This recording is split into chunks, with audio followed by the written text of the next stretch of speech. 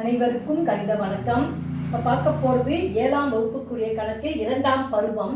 எடுத்துக்காட்டு 3.10ல் அடுக்கு விதிகளை பயன்படுத்தி சுருக்குக. அதில் 4வது கணக்கை பார்க்க போகிறோம்.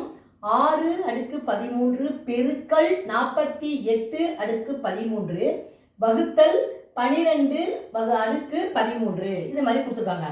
இந்த கணக்கை பொறுத்த வரைக்கும் அடுக்கு விதிகளை பயன்படுத்தி இந்த விடையை கண்டுபிடிக்க போகிறோம். இந்த அடுக்கு விதியில் இது பார்த்தீங்கன்னா என்ன, இப்போ அடுக்கெல்லாம் ஒன்றாக இருக்கு, அடிமானம் வெவ்வேறு எண்களாக இருக்கும் பொழுது அடுக்கு விதி பெருக்கல்னா நம்ம என்ன செய்வோம்னு பாருங்க. a அடுக்கு m இன்ட்டு b அடுக்கு m is equal to a into b the whole power m.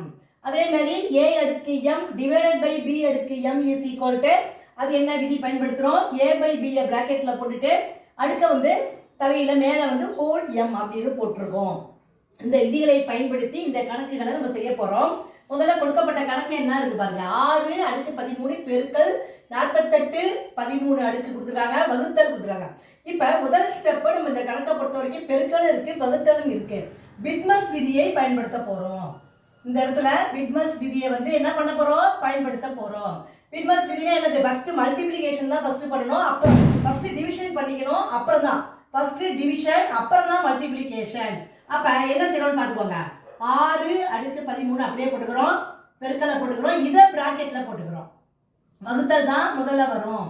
48 வகுத்தல் 12 the whole பவர் 13. இப்போ அடுத்த ஸ்டெப் பாருங்க. இதே போட்டுக்கிறேன். 6 அடுக்கு 13 அப்படியே போட்டுக்கிறேன், பெருக்கலை போட்டுக்கிறேன். 48ல 12 வகுத்தோம்னா 4.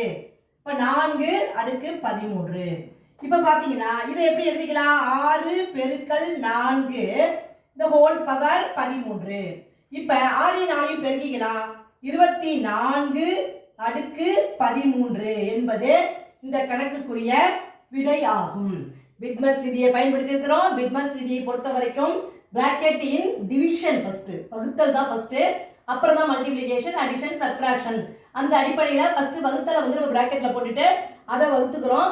அப்புறம் இந்த நம்பரால இதை பெருக்கி அடுத்த எடுத்து எழுதி விடையை கண்டுபிடிச்சிருக்கிறோம். புரிஞ்சுங்களா?